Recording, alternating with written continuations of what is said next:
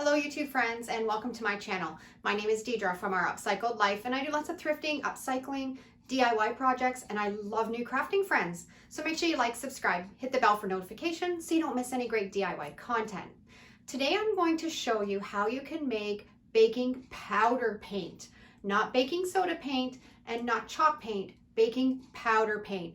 And it creates this fluffy, amazing paint texture that I love to use on my glass vases. It makes them have that kind of ceramic look. So it's a really simple, easy recipe. I'm going to show you the step-by-step tutorial today on how you can make your own. And we're going to paint this glass vase that I picked up at a thrift store for $1.99. It was on the 75% off table. And I'm going to turn this into a terracotta looking ceramic planter that fits right into this holder. So let's get started. What you're going to need for this recipe is some baking powder. Make sure you're not using baking soda because you'll have a completely different texture when you mix up your paint. You want the baking powder. If you're a baker, you know the difference between baking soda and baking powder. The baking powder, when you introduce it to any sort of a water substance, it will rise and go fluffy. So that's what we want to create with this paint. And I just picked up a tester paint container at Home Depot, and I picked out a really nice terracotta color. This is called Sunset Bear, and it's just a matte latex paint. You can also do this with acrylic paint and it works well. And then you just need a little container to mix your recipe in. When you mix the baking powder into the latex paint, it will start to fluff up and it kind of gives this moussey kind of textured paint. Now, the only thing is when you're mixing this up, only mix it up for what you need for that certain project.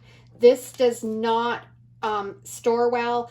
It will thicken right up and be no good after you've mixed it up after about an hour. So only mix up what you're going to use for that specific project. Now you can adjust this recipe to how much fluffiness you want in your paint. I have the best results with 1 tablespoon of the baking powder mixed into about half a cup of latex paint. I'm now going to put in about half a cup of the latex paint. And like I said, it doesn't have to be completely accurate. You can adjust it for how much fluffiness you want in your paint. You will notice as soon as you start mixing it, it's going to fluff right up and give like a moussey kind of consistency. And that's what you want. That's what you want the baking powder to do in your paint. Just make sure you mix it up really, really well.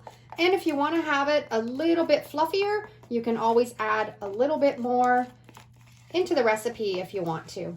But you can see the consistency. See how it's fluffing right up? That's what you want it to do. Okay, so now we're going to get painting our vase.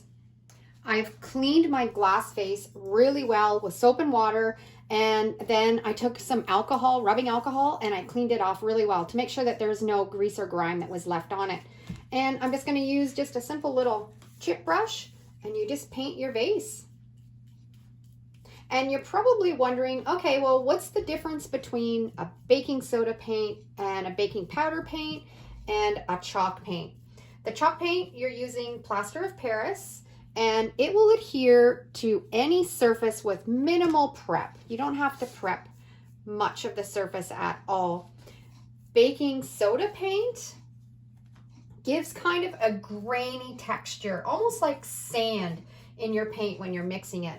And this baking powder paint gives it kind of a fluffy kind of ceramic look to your projects. So it's just kind of one of those things that you just kind of play around and see what texture you like the best and just start painting your projects. I'm just going to finish putting on the first coat, and then we want to seal the container of the unused paint really well because it will dry really fast and then you won't be able to use it again when you're putting on your next coat. So I've got this almost finished. I'm going to set it aside and we're going to let it dry really well, and then we're going to put on our second coat. I've got the first coat on, And you can see kind of the fluffy texture to it. I just love this paint recipe. Okay, it's gonna probably take a couple hours to dry. And if you really love this paint color, there's the code right there. And this is the type of paint that I bought.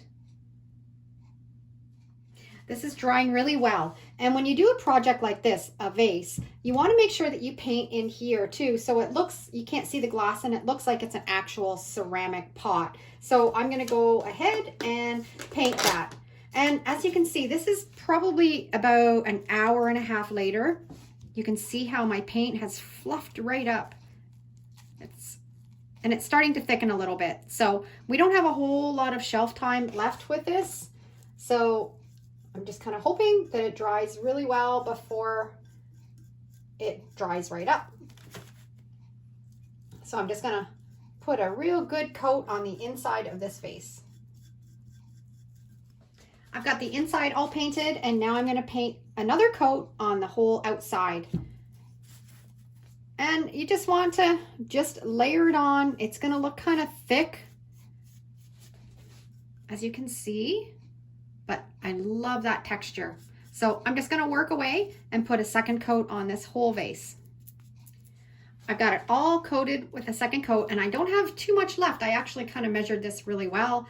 But what I'm going to do, I think I'm gonna let it dry and put the rest of this on as a third coat, but I wanna create a little bit more texture. So while it's still wet, I'm just gonna go around and just dab the whole vase with my paintbrush.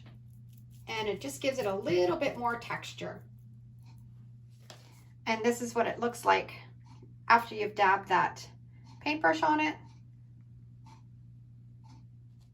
The second coat has completely dried. You can see the texture that it gives. And I had a little bit of paint left over, but you can see how it's really thickened up and it's started to not really be able to use that well. So what I'm going to do is I'm going to use up the last of it and put a real thick coat all over the base of the vase.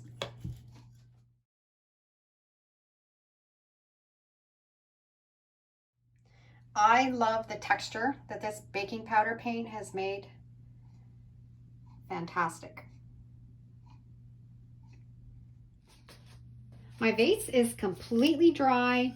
And I love the texture that this baking powder paint made. Now I want to turn this into more of a terracotta look. So I've got a little bit of acrylic paint, and I'm just going to take a sponge and just kind of sponge it just to take away a little bit of that stark kind of terracotta color and make it look like an old vintage terracotta pot.